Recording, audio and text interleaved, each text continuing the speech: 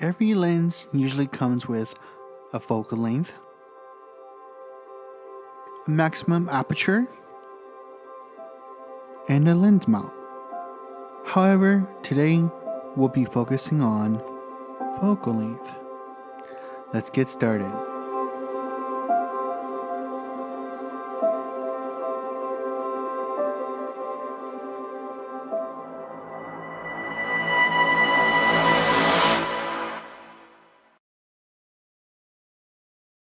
Hello and welcome to BVangFilms, and one of the things that I struggled with when I started filmmaking and cinematography was figuring out which lens to use. It wasn't until I learned about focal length and how it affects the field of view, in which it helps me decide on which lens to use.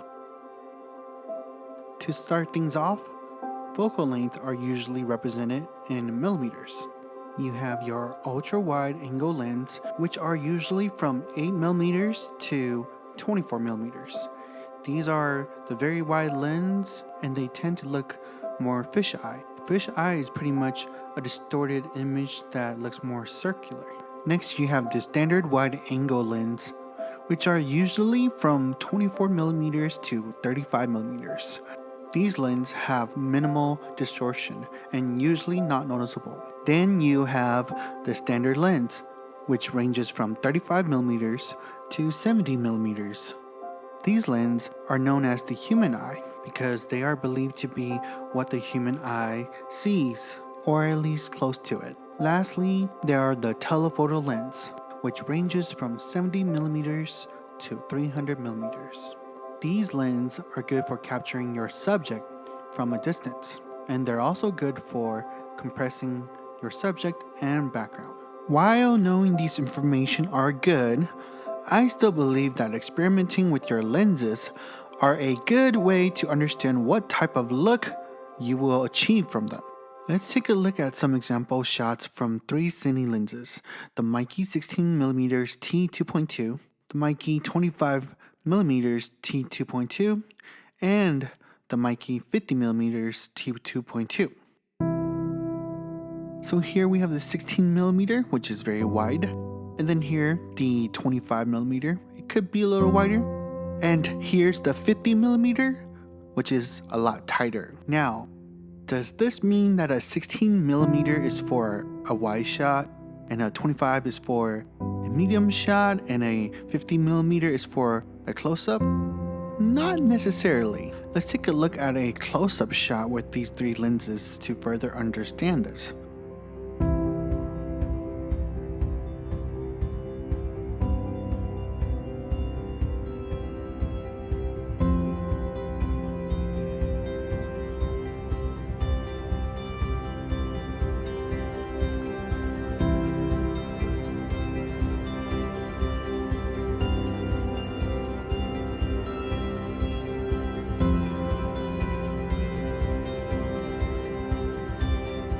If you pay attention to the candle and the subject, which is me, going from the 50mm to the 16mm, they go from looking much closer to each other and more compressed to further apart and having more field of view. Now, what about a wide angle shot? For this wide angle shot, I had to do it based off of the 50mm because of the space I'm in, so I apologize that it's not a wider shot. Nonetheless, let's take a look.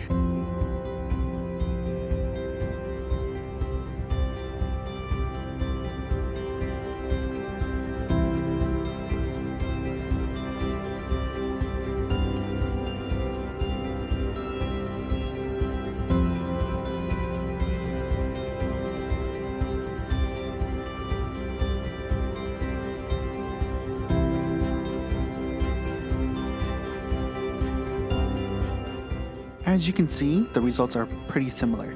The 16mm and the 25mm have a wider field of view in comparison to the 50mm. So back to our question earlier, what does this mean?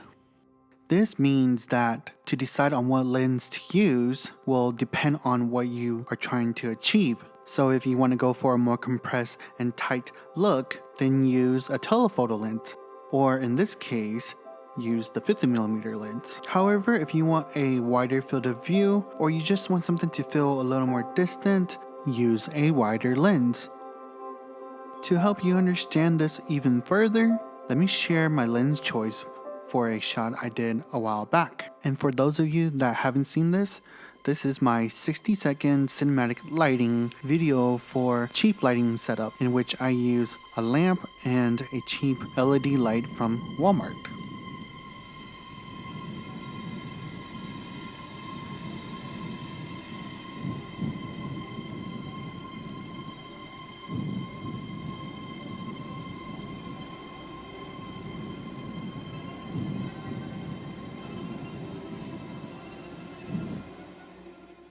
This shot was originally going to be the second shot.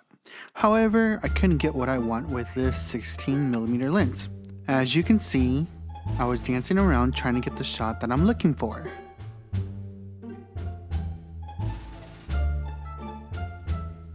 I wanted my hand to be big when I put my hand down to motivate me looking at my hand when I light the fire.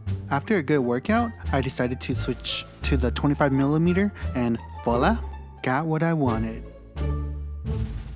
Side note, I won't be covering this, but I do want to say that the crop factor of your camera sensor also affects the look of what you are capturing. However, do take your time to understand how your lens works.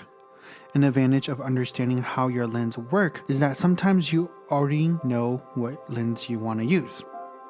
Speaking of understanding your lens, I recommend that you follow Lens Addiction on Instagram. They put out cine lenses, and if you click on one of them, they show the focal length and the camera that were used. Also, I am not sponsored by this Instagram page. I just want to recommend it to those of you who want to see how other cine lenses were used. If you made it this far and find this video useful and helpful, please like, subscribe, and share this video. Thank you for watching, and as always, keep learning, keep filming, and keep improving. Happy holidays.